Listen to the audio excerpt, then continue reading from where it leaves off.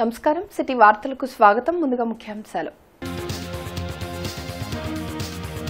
CM Chandrababu అధ్యక్షతన మంత్రివర్గ సమావేశం ల్యాండ్ టైటిలింగ్ యాక్ట్ బిల్లు రద్దుతో పాటు పలు కీలక నిర్ణయాలకు ఆమోదం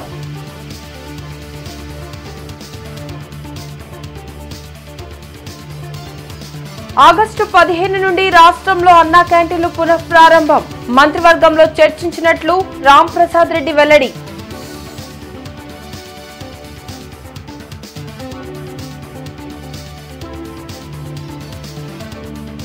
హైదరాబాద్ కు ఇందిరా నూతన బస్సులను ప్రారంభించిన ఎమ్మెల్యే నసీర్ ప్రయాణికులు సద్వినియోగం చేసుకోవాలని పిలుపు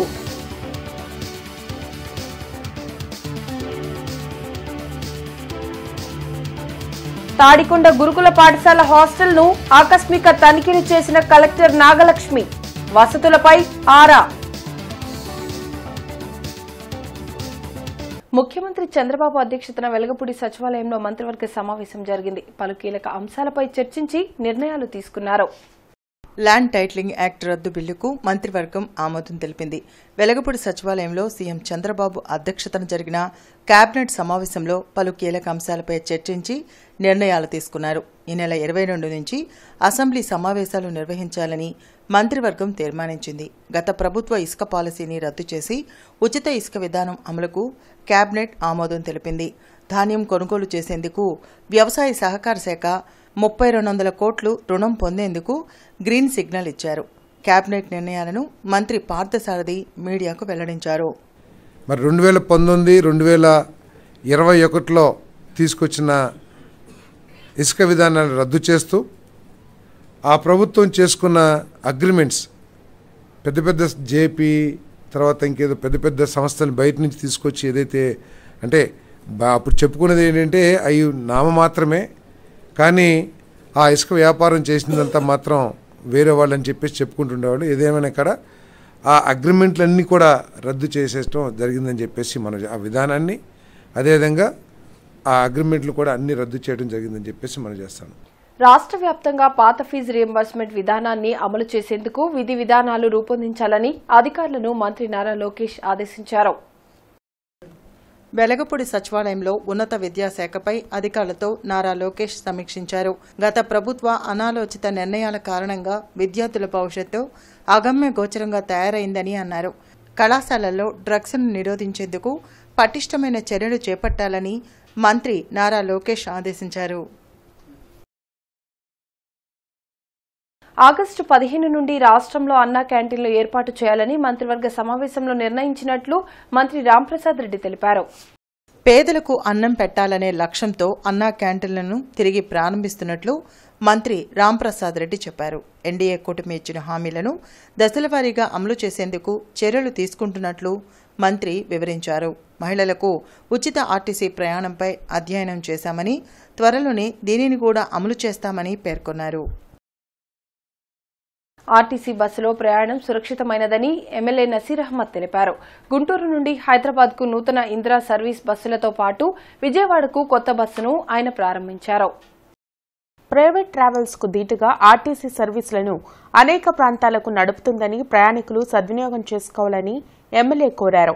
కార్యక్రమంలో టీడీపీ కార్పొరేటర్లు సమత, అశోక్ తో పాటు ఆర్టీసీ అధికారులు పాల్గొన్నారు.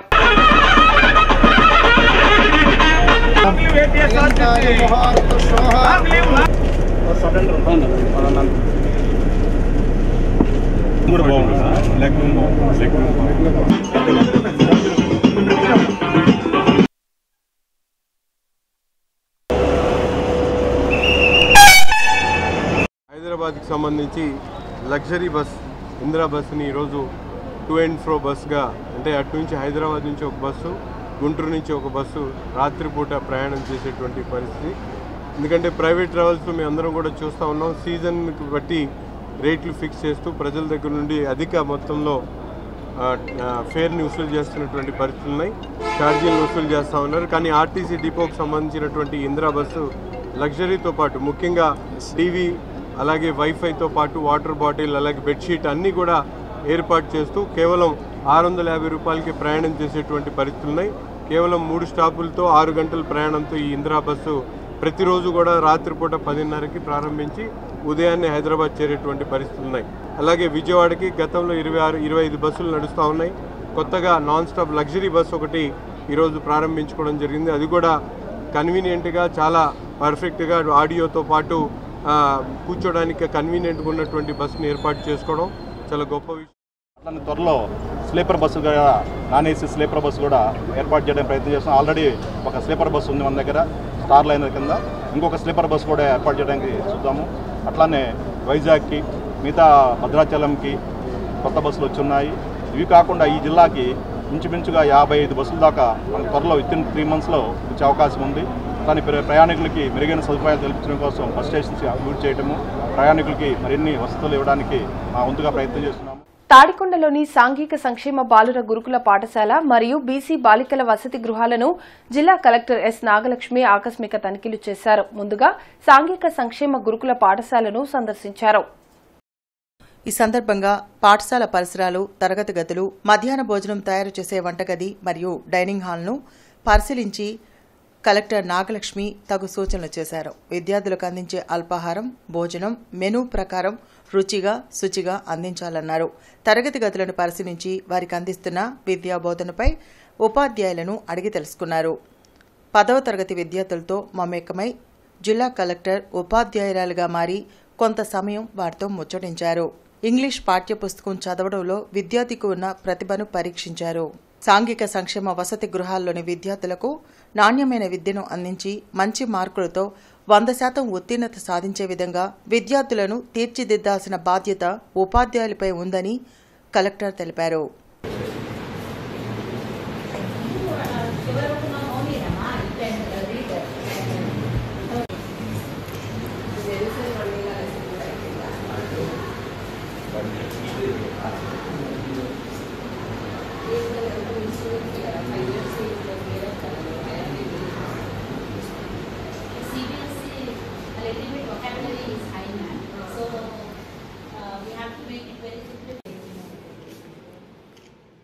జిల్లాలో ప్రజలు ఎదుర్కొనే సమస్యలపై కొత్తగా ఎన్నికైన ప్రభుత్వం దృష్టి పెట్టాలని సిపిఎం పార్టీ జిల్లా కార్యదర్శి పాసం రామారావు అన్నారు.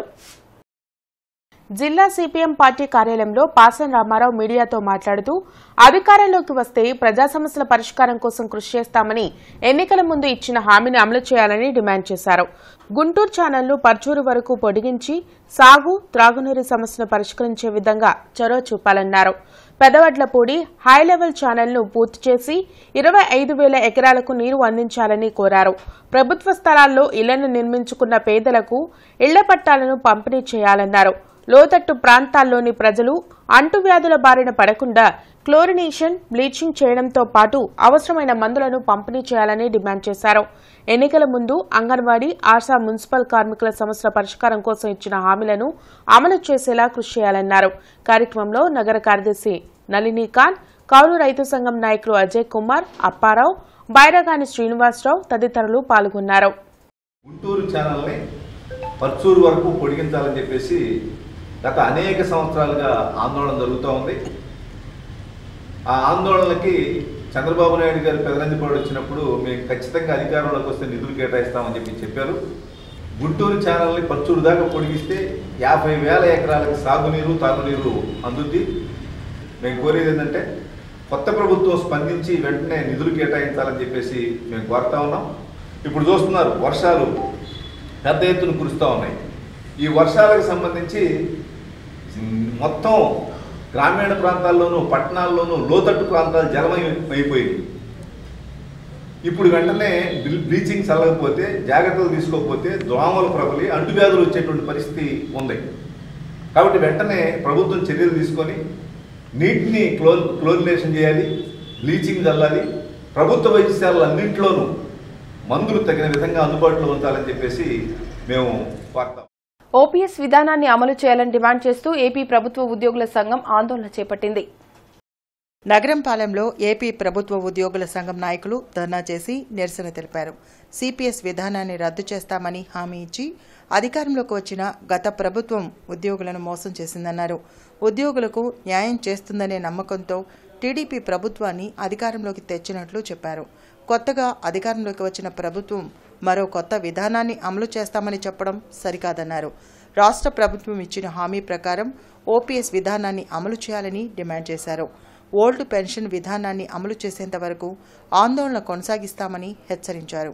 కార్యక్రమంలో జిల్లా అధ్యక్షులు చాంద్ బాషా, జిల్లా కార్యదర్శి శివారెడ్డి, నగర శాఖ అధ్యక్షులు వై నాగేశ్వరరావు, జిల్లా ఆర్గనైజింగ్ కార్యదర్శి కరీముల్లా షా ఖాద్రి, జిల్లా మహిళా విభాగం కార్యదర్శి సుమిత్రాదేవి, సహాయం అధ్యక్షురాలు హేమలత, రత్తయ్య, జాన్, నగర శాఖ ఆర్గనైజింగ్ కార్యదర్శి ఆశా సజని తదితరులు పాల్గొన్నారు. ఇకపోతే మాకు ఏదైతే ఉద్యోగులు ఉపాధ్యాయులు కోరుకుంటున్నటువంటి ఓపీఎస్ విధానాన్ని మాకు తప్పనిసరిగా ఈ రాష్ట్ర ప్రభుత్వాలు అందించాలని, గతంలో కూడా కొన్ని రాష్ట్ర ప్రభుత్వాలు ఈ ఓపీఎస్ పథకాన్ని ప్రవేశపెట్టినాయి. అవి రాజస్థాన్, హర్యానా, ఛత్తీస్గఢ్ ఇలాంటి రాష్ట్రాల్లో ఓపీఎస్ అమలవుతున్నటువంటి పరిస్థితి. మరి మీరు కూడా ఈ రాష్ట్రంలో ఎందుకు అమలు చేయలేకపోతున్నారు? మేము ఉద్యోగులం కాదా? మీరే సామాజిక పెన్షన్లు ఇస్తున్నారు. 2,200 రూపాయలు ఉన్నటువంటి పెన్షన్ ఈరోజు 4,000 రూపాయల సామాజిక పెన్షన్స్ మీరు ఇస్తున్నప్పుడు మేము 35 సంవత్సరాలు సర్వీస్ చేస్తే మాకు పెన్షన్ ఇవ్వరా అని చెప్పేసి నేను ఈ ప్రభుత్వాలను అడుగుతూ ఉన్నా. భారతదేశంలో నాగార్జున సాగర్, తుంగభద్ర, హీరాకుడ్ లాంటి ఆనకట్టలను నిర్మించి హరిత విప్లవం సాధించిన మహనీయుడు కేఎల్ రావు అని జనచైతన్య వేదిక అధ్యక్షుడు వి లక్ష్మణ్ రెడ్డి, ఎమ్మెల్సీ లక్ష్మణ్ రావు అన్నారు. కేఎల్ రావు జయంతి సందర్భంగా జనచైతన్య వేదిక కార్యాలయంలో నివాళులర్పించారు. లక్ష్మణరెడ్డి, ఎమ్మెల్సీ లక్ష్మణరావు మాట్లాడుతూ 1962 నుండి 1977 వరకు విజయవాడ లోక్సభ సభ్యునిగా, కేంద్ర మంత్రిగా పనిచేసి దేశానికి ఎనలేని సేవలు అందించారన్నారు. మాజీ మంత్రి డొక్కా మాణిక్వర ప్రసాద్ మాట్లాడుతూ విజయవాడలో థర్మల్ పవర్ స్టేషన్ నిర్మాణం కేఎల్ రావు మేధా సంపత్తికి నిదర్శనమన్నారు. కార్యక్రమంలో శ్రీధర్, రమణబాబు, రమేష్, సాంబశివరావు, సాయిరాం, రామలింగేశ్వర శాస్త్రి, శేషుబాబు పాల్గొన్నారు. నగరంలో పర్యటించిన ఎమ్మెల్యే నసీర్ అహ్మద్ ప్రభుత్వ మహిళా కళాశాలను పరిశీలించారు. సాంబశివపేటలోని ప్రభుత్వ మహిళా కళాశాలను ఎమ్మెల్యే నసీర్ అహ్మద్ పరిశీలించి కళాశాల అభివృద్ధికి అవసరమైన సౌకర్యాలపై ఆరా తీశారు. 1000 మందికి పైగా మహిళా విద్యార్థినులు చదువుకునే ప్రభుత్వ మహిళా కళాశాల అభివృద్ధి కోసం గత 5 సంవత్సరాల నుండి ఎలాంటి నిధులు కేటాయించలేదన్నారు. కళాశాల పరిస్థితిని ప్రభుత్వానికి వివరించి కళాశాల అభివృద్ధి కోసం అవసరమైన నిధులను కల్పించేలా చర్యలు తీసుకుంటామన్నారు. ఫండ్ను కళాశాల అభివృద్ధి కోసం వినియోగించుకునేలా చర్యలు తీసుకోవడంతో పాటు ప్రైవేట్ సంస్థల నుండి సిఎస్ఆర్ ఫండ్స్ ను సేకరించి కళాశాల అభివృద్ధికి కృషి చేస్తామన్నారు. కార్యక్రమంలో కార్పొరేటర్ సమత తదితరులు పాల్గొన్నారు. బేసిక్గా ఇక్కడ అవసరమైనటువంటి డెవలప్మెంట్ యాక్టివిటీస్ కోసం గత 5 సంవత్సరాల నుంచి ప్రభుత్వం నుండి ఎటువంటి నిధులు రాక ఏదైనా ప్రారంభించినటువంటి పనులను అంటే నాడు నేడు ద్వారా ప్రారంభించినటువంటి టాయిలెట్స్ ఏదైతే పనులు ఉన్నాయో అవి కూడా అసంపూర్తిగా ఉండటం, దీన్ని గమనించి రాబోయేటువంటి రోజులు తప్పకుండా ప్రభుత్వ దృష్టికి ఈ విషయాలన్నీ తీసుకొని వెళ్ళి ఈ ప్రభుత్వ కాలేజ్ ఏదైతే మహిళల కోసం విద్యార్థుల కోసం ఏర్పాటు చేసినటువంటి కాలేజ్ మరింత అభివృద్ధి చెందాల్సినటువంటి అవసరంపై ఎడ్యుకేషనల్ మినిస్టర్గా ఉన్నటువంటి నారా లోకేష్ గారికి వీటి విషయాలన్నీ తెలియజేయడం, తద్వారా ఫండ్స్ని తీసుకొని వచ్చి ఈ కాలేజ్ని పూర్తిగా అభివృద్ధి చేయాలనే ఆలోచనతో ఈరోజు ఇక్కడ పరిశీలించడం జరిగింది. అన్ని వసతులు ఉన్నటువంటి కాలేజు నడిబొడ్డు నుండి ప్రజలకు, ముఖ్యంగా పేద పిల్లలకు, అనేక వర్గాలకు సంబంధించినటువంటి మహిళా విద్యార్థులందరికీ కూడా ఉపయోగపడేటువంటి ఈ కాలేజీని మరింత అభివృద్ధి చేయాలన్న ఆలోచనతో ఒక కార్యాచరణ వి నర్చర్ ఐటీ విద్యార్థులు డేటా సైన్స్ విభాగంలో అత్యున్నత ప్రతిభ కనబరిచారు. వి నర్చర్ ఐటీలో ఇంటర్న్షిప్ చేస్తున్న జిఎంఆర్ ఐటీ విద్యార్థులు డేటా సైన్స్ విభాగంలో అత్యున్నత ప్రతిభ కనబర్చారు. ప్రాక్టికల్ ఎడ్యుకేషన్, సాంకేతిక పరిజ్ఞానాన్ని పుణికిపుచ్చుకొని జిఎంఆర్ విద్యార్థులు అసెంబ్లీ ఎన్నికల ఫలితాలను విశ్లేషించినట్లు వి నర్చర్ ఐటీ చైర్మన్ ఉన్నం సంపూర్ణ కుమార్ తెలిపారు. విద్యార్థులు ఎన్నికల ఫలితాలను విశ్లేషించడంలో ఓలేటి రాజేష్ తన అనుభవాన్ని అందించినట్లు చెప్పారు. వి నర్చర్ ఐటీలో ఇంటర్న్షిప్ పూర్తి చేసుకున్న సందర్భంగా చైర్మన్ సంపూర్ణ కుమార్ విద్యార్థులను అభినందించారు. ఈరోజు ప్రత్యేకించి జిఎంఆర్ఐటి విద్యా సంస్థలకు సంబంధించినటువంటి బీటెక్ విద్యార్థులు స్థానిక ఎన్ఆర్ రింగ్ రోడ్లో గల మన వి నర్చర్ ఐటీలో ఇంటర్న్షిప్లో భాగంగా రీసెంట్గా జరిగినటువంటి ఎలక్షన్ల యొక్క డేటాని డేటా సైన్స్ థియరిటికల్గా చదవడమే కాదు, డేటా సైన్స్ విభాగంలో ఈ డేటా సైన్స్లో ఉపయోగించినటువంటి వేరియస్ టెక్నాలజీస్ని ఉపయోగించుకొని ఆ అసెంబ్లీ డేటాను విశ్లేషించి తమ యొక్క ప్రతిభను కనబరిచినారు. దీనిలో ప్రత్యేకమైన పాత్రని బోలేటి రాజేష్ గారు తన యొక్క ఎక్స్పీరియన్స్ని, తన యొక్క టెక్నికల్ నాలెడ్జ్ని పిల్లలకు అందించారు. పిల్లలు ఎంతో ఇక్కడ ప్రాక్టికల్ నాలెడ్జ్ నేర్చుకుని సమాజంలో మనం చదువుకున్న చదువు ఏ విధంగా ఉపయోగపడుతున్నది, ఎలానో మనం చదువును ఎలా ఉపయోగించాలనేది మనం ప్రాక్టికల్గా చూడగలం. మేము ఇక్కడికి వచ్చి మినిమం 1 మంత్ అవుతుంది. ఈ 1 మంత్లో చాలా నేర్చుకున్నాము. ఇక్కడ ఉన్న స్టాఫ్ చాలా ఫ్రెండ్లీ స్టాఫ్ ఉన్నారు.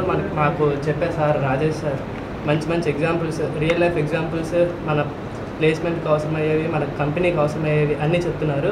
ఈ సమ్మర్ ఇంటర్న్షిప్ అనేది మాకు చాలా యూజ్ అయింది.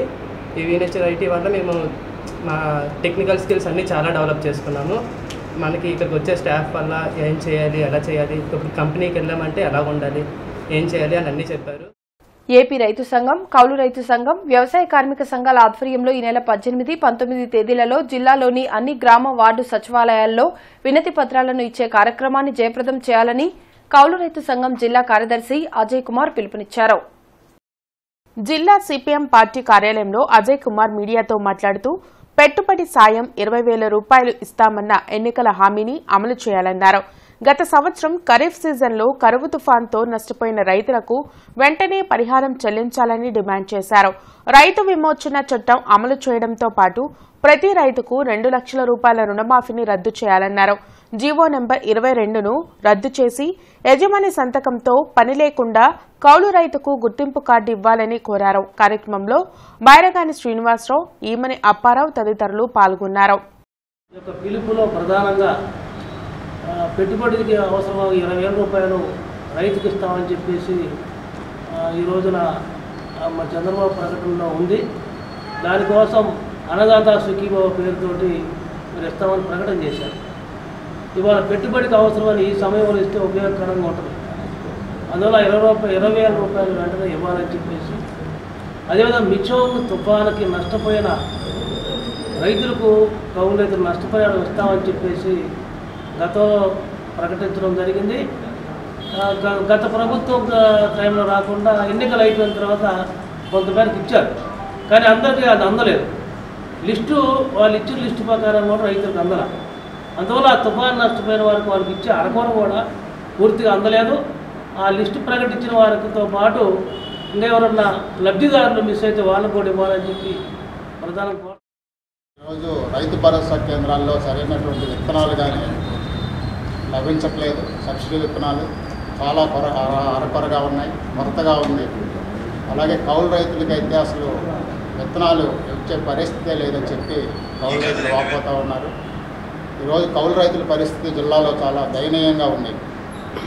గతంలో CCRC చట్టం ద్వారా భూ యజమాని అంగీకారంతోనే ఇచ్చేవాళ్ళు గుర్తింపు కార్డులు, కానీ ఈ ప్రభుత్వం వచ్చాక దాన్ని మారుస్తామని చెప్పారు, ఇంతవరకు మార్చలేదు. దానివల్ల ఏంటంటే ఈ సంవత్సరం కూడా అదే చట్టం కొనసాగటం వల్ల చాలామందికి ఈరోజు ఈ గుర్తింపు కార్డు రావడం, దీనివల్ల ఏంటంటే ఈ రైతు భరోసా కేంద్రాల్లో ఎరువులు, పురుగు మందులు, విత్తనాలు తీసుకోవాలన్నా కూడా తీసుకోలేనటువంటి. రేపు ఏరువ కోటిరెడ్డి ఎడ్యుకేషనల్ ట్రస్ట్ ఆధ్వర్యంలో జిల్లాలోని ప్రభుత్వ పాఠశాలల్లో చదువుతున్న విద్యార్థులకు మెరిట్ స్కాలర్షిప్స్ అందజేయనున్నారు. ఈ కార్యక్రమానికి సంబంధించి 52 ప్రభుత్వ పాఠశాలల విద్యార్థులకు స్కూల్కి 36,000 చొప్పున, అలాగే డిగ్రీ, బీటెక్, మెడిసిన్ వివిధ రకాలైన కోర్సులు చేస్తున్న 500 మంది విద్యార్థులకు ఒక్కొక్కరికి 5,000 చొప్పున ఇవ్వడం జరుగుతుందని తెలిపారు. సుమారుగా $54,000 అంటే 45 లక్షల రూపాయలు ఇవ్వడం జరుగుతుందని YKR education trust member Poluru Venkatareddy తెలియజేశారు. ట్రస్ట్ ఫౌండర్ అయిన ఏరువ సాయిరాం 1998లో ప్రభుత్వ పాఠశాలను స్థలంతో పాటు బిల్డింగ్ నిర్మించి ఇచ్చారని తెలిపారు. ఆ తర్వాత ప్రతి సంవత్సరం మెరిట్ విద్యార్థులకు చదువుకోవడానికి ఇబ్బంది పడే విద్యార్థులకు ఆర్థిక సహాయం చేయాలనే ఉద్దేశంతో ఏరువ కోటిరెడ్డి పేరు మీద స్కాలర్షిప్స్ ప్రోగ్రాం స్టార్ట్ చేయడం జరిగిందని తెలిపారు. దాదాపుగా 2003 నుండి ఇప్పటి వరకు 10 కోట్ల రూపాయలు ట్రస్ట్ ద్వారా పేద విద్యార్థులకు అందజేయడం జరిగిందన్నారు. విజయవాడలో మున్సిపల్ శాఖ మంత్రి పొంగూరి నారాయణను గుంటూరు పశ్చిమ ఎమ్మెల్యే గల్లా మాధవి మర్యాదపూర్వకంగా కలిశారు. ఈ సందర్భంగా పశ్చిమ నియోజకవర్గ అభివృద్ధికి సహాయ సహకారాలు అందించి అభివృద్ధికి తోడ్పాటును ఇవ్వాలని తెలిపారు. కమిషనర్ కీర్తి చేకూరి బృందావన్ గార్డెన్స్, లక్ష్మీపురం, ప్రాడీపేట, కోబాల్ట్పేట, కొత్తపేట, అరండల్పేట, పొత్తూరు వారితోట, గుంటూరు వారితోట తదితర ప్రాంతాల్లో ఆకస్మికంగా పర్యటించి ఆయా ప్రాంతాల్లో రోడ్ల వెంబడి చెత్త కుప్పలు ఉండడం, కార్మికులు ప్రధాన రోడ్ల స్వీపింగ్ ప్రారంభించకపోవడంపై ఆగ్రహం వ్యక్తం చేసి సంబంధిత అధికారులపై చర్యలు తీసుకున్నారు. వార్తలు ముగించే ముందు ముఖ్యాంశాలు మరోసారి. సీఎం చంద్రబాబు అధ్యక్షతన మంత్రివర్గ సమావేశం. ల్యాండ్ టైటిలింగ్ యాక్ట్ బిల్లు రద్దుతో పాటు పలు కీలక నిర్ణయాలకు ఆమోదం.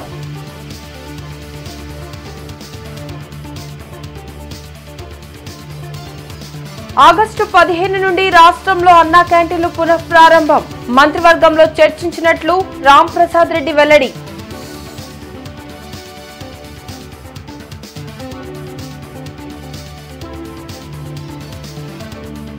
హైదరాబాద్ కు ఇందిరా నూతన బస్సులను ప్రారంభించిన ఎమ్మెల్యే నసీర్. ప్రయాణికులు సద్వినియోగం చేసుకోవాలని పిలుపు.